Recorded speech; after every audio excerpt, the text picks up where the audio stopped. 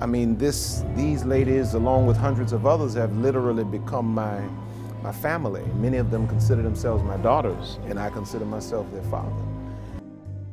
For people who have not been following this movement, talk about Queenology. What does that mean? What is the impact it's having in women's lives? It's my perspective as a man and as a father on what a woman needs to understand relative to her true status in life. And I believe that all women are queens, most are just unconscious. And so Queenology is our way of introducing a woman to her, the reality that she is royalty. Doesn't matter what her past has afforded her or drained her of, or what society says, what statistics might say she should or should not be. The reality is that every woman is a queen. And I want to awaken as many as I possibly can to that reality. I mean, we have at this conference this year women from, more states than I can even articulate. Literally from Seattle, from Wisconsin, Massachusetts, they're from all over the country. So the impact we cannot argue with. I am committed to continuing this, as long as the impact is still there. And I can still hear women say, my life has changed, I've made better choices. There are a lot of women who say that they were broken. Yeah. Didn't realize that they were broken. What are some of the most impactful stories you've heard from women that may have touched you? I've had women who were in there right now, actually, who've come out of physically abusive relationships that they have been imprisoned by for years, beaten to the point of almost death, but were so broken in terms of their self-consciousness that they kept going back.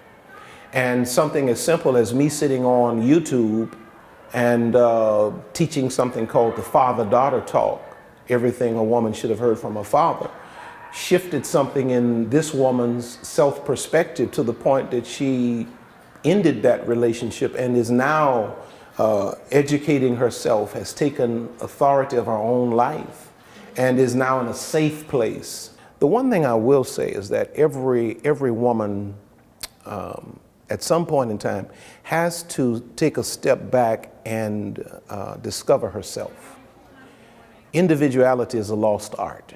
Nobody knows how to be an individual anymore. We know how to be a group, we know how to be a couple, even if that's a dysfunctional couple, but most do not know how to be an individual.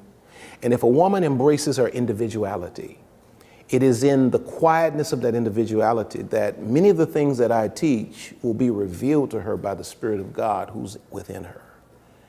It's within that quietness that she will get a revelation of herself and a perspective that will empower her to make the right choices relative to her own future.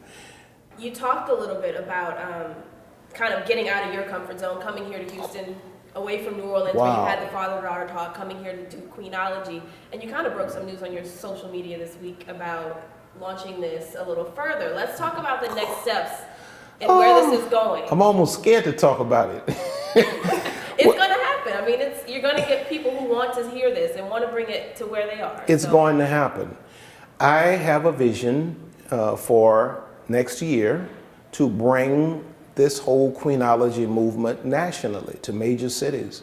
New York, Chicago, Los Angeles, Atlanta, Miami, Detroit. I want to bring this movement to major cities. So I'm really now in the process of talking with all of the persons involved and strategizing as it pertains to how we're going to do it. That's a big undertaking.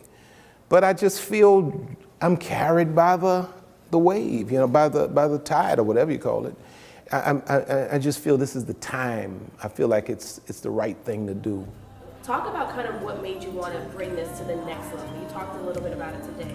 So many things I could say, but the main thing is, doesn't matter what your history looks like, your destiny is still brilliant. There's a reason the rearview mirror is smaller than the windshield. You should spend less time looking in the past, what's behind you, and more time looking at what's in front of you. And you can get there.